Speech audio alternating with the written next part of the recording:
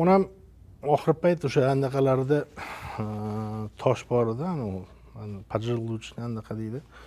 Kechasi uxlolmaydigan bo'lib qoldi, ko'p anaqa qilib yonlarida yotardim men. Pashaxona qilib berganman, yonlarida yotardim-da men. Yonlarida yotardim, keyin ko'pincha bankada 1 litrli bankada iligan iliq suv bor, shunaqa sovutardim-da. Dog' suv deydi, dog' suv sovutib qo'yib qo'yardim.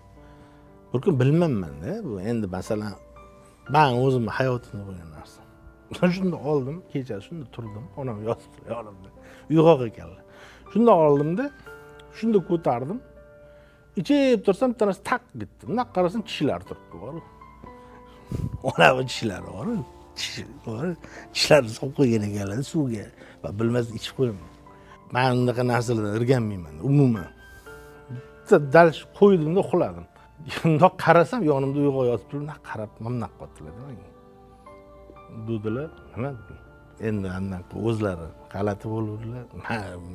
Menga bunaqa farqi yo'q deyman. Menga farqi yo'q. Kerak bo'lsa yeb qo'yaman derdim, kulardilar.